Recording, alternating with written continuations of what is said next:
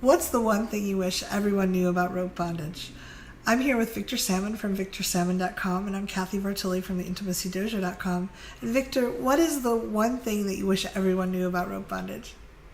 I think there's a misconception in the community at large that rope bondage is inherently sexual. Mm-hmm. I think it's important to understand that, like a massage, rope can be sexual. It can be used in a sexualized way, Mm-hmm. and it can just be really good feeling or it can be really connective. Mm. So I guess the one thing that I wish everyone knew about rope bondage was that it was complex and that it could be done with very different intentions, from photography to sex to sadism to just the experience of feeling restricted, which can feel like a hug. It can feel really nurturing. So it's very complex. That would be the one thing.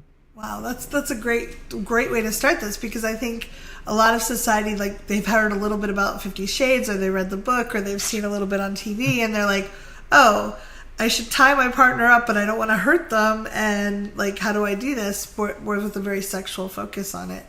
And I think that does take pressure off. If I could just enjoy playing with rope or tying knots or wanting to see my lover wrapped up in a certain way, and they get to lay there and receive this attention. Hmm. So how did you first get involved with rope bondage? Like, what drew you to it? I was actually supporting a roommate going to discover whether or not he was kinky when I first got involved in the BDSM community. I got involved with rope bondage because it fed my needs for mastery. I was doing something complicated and challenging. And for the record, rope doesn't have to be complicated or all that challenging, to be perfectly honest. Yeah. But it's kind of a rabbit hole where you can invest a lot of time learning techniques and patterns.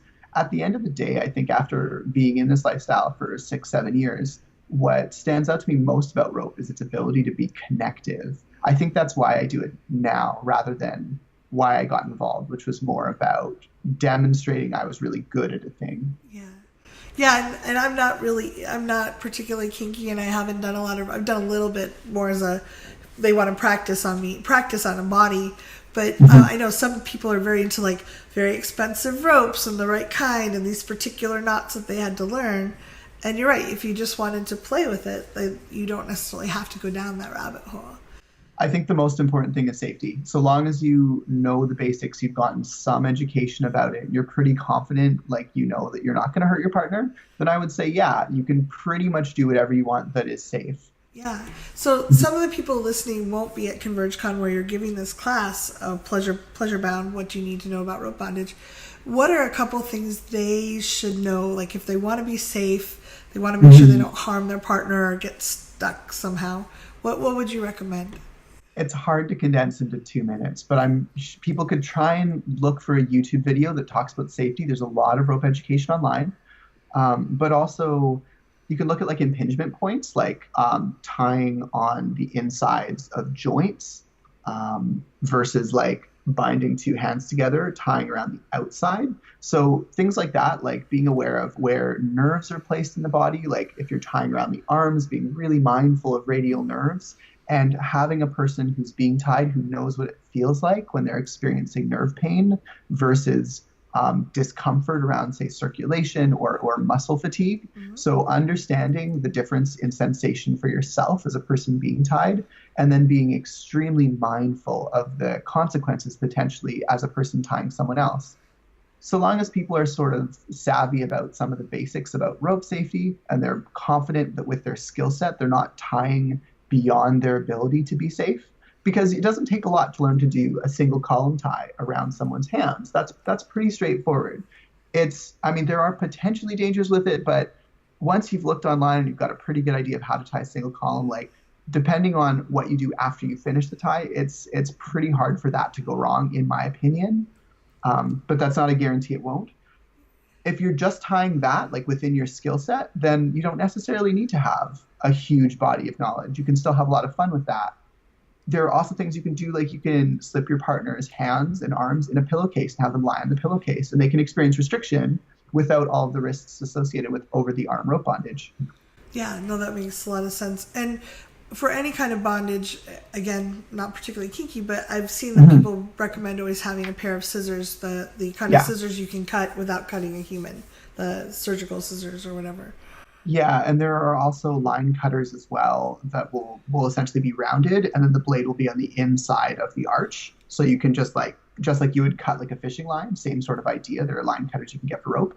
Oh, nice. So you're not cutting a human, but you're That's right. getting it And out they quickly if and someone's scared. yes, and they aren't even scissors. They're literally like a line cutter, like a Okay. hook that you put over the rope, and then it just kind of like cuts through. Nice. Now, typically speaking, you should always have them, and you should probably almost never use them. Hmm. Of the time that I've been tying, I've literally never used mine once, but I've always had them. I've always had a set of safety shears in my rope kit, always. Yeah. So, Well, as someone who's had an abuse history, like I could see, like when they were practicing with me, I made sure, like I'm okay as long as you can promise, like if I get freaked out, you're going to cut this off fast. And I made sure they yeah. were there, and I was fine because they were very competent and they were telling me what they were doing. But I could see someone getting triggered, and getting them out quickly would be important. And to be honest, sometimes it's just as fast to take the rope off, depending on Yeah. how you've tied it. Like, If if it's I'm not doing knotted. like, well, and if you put the knots, for example, you can do an easy release knot on a person's hands, and then from their hands, you can go to like an over the arm tie or something like that. And if they say they want out of it, depending on how it's tied, you can undo their hands first, get the loops off their wrists, and then literally like pull the chest harness, Oh, depending yes. on how it's tied. And again, this is specifically for floor work only. The same things would not apply to suspension. Yeah. No, that makes a lot of sense. Thank you. And it's not all about suspension, because that's the second thing I would want everyone to know about rope is it's Okay. not all about suspension. You can do a lot of amazing connective, beautiful, intense, wonderful work on the floor with much lower stakes. Right. I would think suspension would be like the black belt of like you should be really pretty good at rope bondage before you, because there's all kinds of extra pressures and ceiling strengths and things like that. And to be honest, I would say it is the black belt of receiving rope just as much as it is the black belt of tying rope. Oh wow. So if it's, I don't know if it's too personal, but have you received as well as delivered Yes. rope bondage? Yeah. And I have been flown as well as flown other people. Wow. That's, I mean, that's And very cool with geeky fun. it is. It's a lot of fun and it's intimate, and sometimes it's not very intimate. It just really depends on your dynamic. I've been tied by friends, I've tied lovers. I have even been tied by lovers on some occasions. That's great. I know you know Kale and Wendy and the organizers for ConvergeCon really well. Why are you excited about being at ConvergeCon?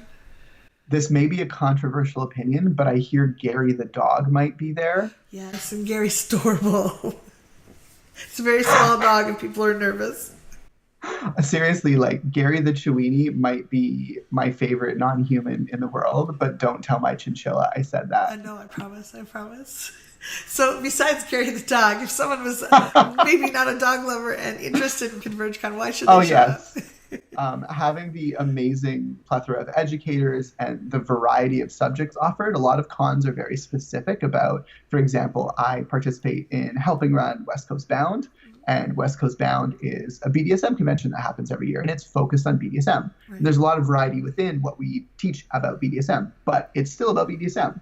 ConvergeCon is one of the few cons that is very much about all of these different alternative communities all coming together to teach really different ideas. So I'm really excited that I'm going to meet people. Like I'm going to meet people from the relationship anarchy community that I'm like distantly a part of, and I'm going to meet people from the sex work activism community that I'm again like I have done camming and I have friends who are sex workers, but it isn't the same as being part of that community. Right. And all of the people coming for that are not necessarily people that would come to my classes on rope bondage. So it's really neat to see all of these different alternative communities come together. And I think that was originally Kale's vision, and it's really wonderful to see how it's really come together. Yeah, no, I love the mixture, and you never know what conversations you're going to have over break or lunch, and you could be having in one table they could be talking about dealing with trauma, and the next table over they're talking about extreme BDSM, and another table they're talking about boundaries, and it's really fun. So yeah, I can't wait to see you. It's about a month away. Yeah, it seems like we wouldn't know each other without Converge. Yeah, I don't think we would. So So it's like I'm such a very glad perfect for example. Converge too. Yeah, and it's such a warm. I don't know if it's the Canadian thing, being from the U.S., the stereotype, but everyone just is very warm and welcoming. So I really enjoy that.